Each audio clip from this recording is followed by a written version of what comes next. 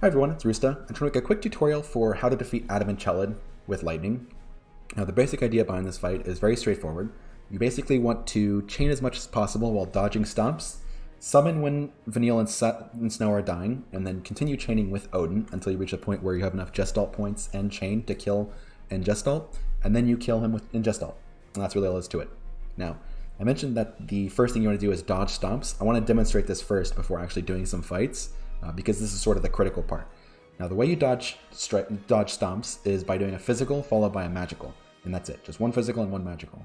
In the queue, I have a physical and 3 magicals, as that gives you more chain, and it'll be something you want to do when you're safe, but it's more important to know how to dodge stomps. So what you do is you wait for his stomp to come, trigger the string, and then cancel after the first magical.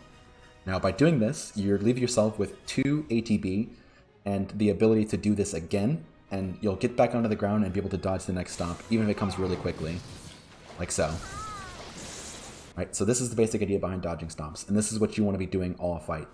Now, once you know how to do this, you'll know how to push the boundary and know when you can be in the air. For example, here lightning has full HP, which means it's okay to just do all three magical spells and just get hit by a stomp, or not worry about it. But that's what I just showed is what you have to do when you are worried. So that's the basic idea behind dodging stomps, and that's what you want to practice doing in the first phase. Now that we've seen that, let's actually see what the fight itself looks like. Now the first stomp you're going to want to dodge with an attack, and then a shift into Try Disaster for an ATB refresh. And now we start doing what I mentioned. Now in this fight, I was able to dodge the second, so instead of worrying about dodging stomps, I'm just going to let a full string go. Now, if I had gotten hit by the second string, then I would have died just there, but that's why I could play it more aggressively, because I didn't get hit. Now, if vanille died, as I mentioned, you want to continue chaining until you reach this point. You can either summon immediately, you can summon to dodge a stomp, you can wait for a snow to finish a string. There's a lot of different ways to go here, and they all work, and they're all good. I personally prefer summoning immediately just to get into Gestalt phase as soon as possible. Now, if you summon when he's not doing an animation, then you can easily dodge his next stomp no matter what happens. However, if he starts his animation, you might want to just wait and dodge the stomp with the animation. I'll demonstrate that in the next fight. But now, we're at the point where we can go ahead and start attacking him. So this is the second phase. We're going to continue dodging stomps. If you get hit, it's not that bad, as Odin will heal you, but you don't want to do that. You want him to be hitting to add Gestalt points and to also add chain duration. So far we've only been in Try Disaster after the first attack, so he'll be low on duration if Odin doesn't do anything. Now the basic idea here during the second phase is we want to chain him until we're ready to kill him with Odin. So the numbers to look out for killing with Odin are, if you hit him with 4 spells, you want to be around 400% chain. If you hit him with 5 spells, you want to be around 380%. And if you hit him with 7 spells, you want to be around 315%. Now the reason why 315% is so much lower than 380%, despite only being 2 more spells, is that 7 spells is the magic number for Zantetsuken Level 3. The Zantetsuken Level 3 is not necessary, and actually my fastest times are typically with Zantetsuken Level 2. But those 3 numbers are good to remember, so let's see. After 4 spells here, I'm at 324, so I'm not quite there. So I'm going to dodge this stomp. Now I've done 5 total spells, and he's at 341, so 2 more should do the trick. So there we go. Now we'll be able to kill easily. Now I'll demonstrate this one time here, just because we're already here. Once you've gone to Gestalt mode, you start with a Lightning Strike, which is down X, and then you spam Razor Gales until you're ready to kill him with Zantetsuken. Now, the benchmark I look for killing with Zantetsuken is, if he's at 50% HP and you have Zantetsuken Level 3, then you need to have about 680% chain. So let's see. A little bit above half. So here, he's at 700 and he's around 50% HP, so this would be enough to kill. Now, if you have Zantetsuken Level 2, you basically want to do 1 extra Razor Gale. You want to be at a point where Zantetsuken Level 3 would kill, and then do 1 more. So to give an exact number, if you're at 50% HP, you need 725% chain versus 680%. Each Razor Gale adds about 30%, but it also does damage. So my mental note is just know where I need to be to kill with Zantetsuken Level 3, and then add 1 more Razor Gale for Zantetsuken Level 2. So this would kill, and it would be a 49. If you look in the upper right corner, you'll see that I have the length of the fight so far in milliseconds, so this would be a 49.4. But let's try again, and this time I'm going to dodge the third stomp with a summon instead of jumping. Now this first phase, you can be aggressive, you can be passive. It's very, very safe. As long as you know how to dodge his stomps. Let's see. So if I triggered there, I probably would have dodged a stomp, but I want to demonstrate the safe way of playing it. So I'm waiting for his next stomp. Once he does a stomp, I can jump up. Now Vanille's already dead, and Snow's about to jump for his next string.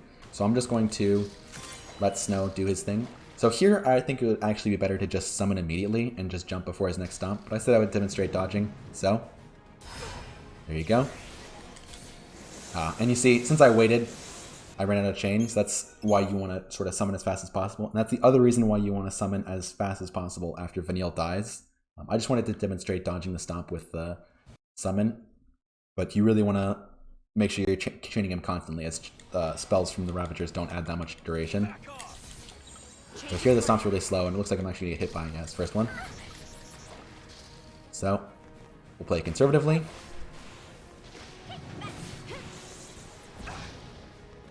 I could jump again.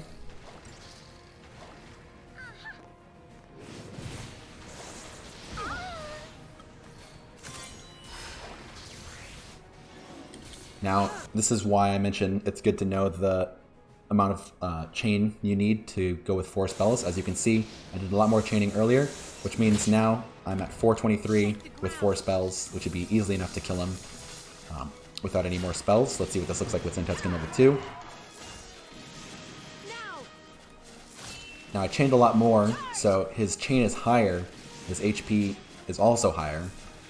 So this would be the point where Zantetsuken Lv 3 would kill, so I do one more, and it's a big overkill, and it'd be a 49-second fight. Yeah, that's pretty much everything you need to know. The second and third phases are very trivial. The idea is just make sure you're able to stay alive while chaining as much as possible in the first phase.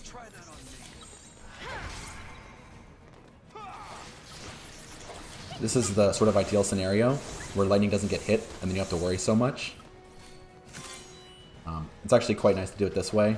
You can keep jumping, or you can just dodge stomps. I would probably have summon in the middle of Vanille's string there, but just again to demonstrate the idea. And now we're already at 400.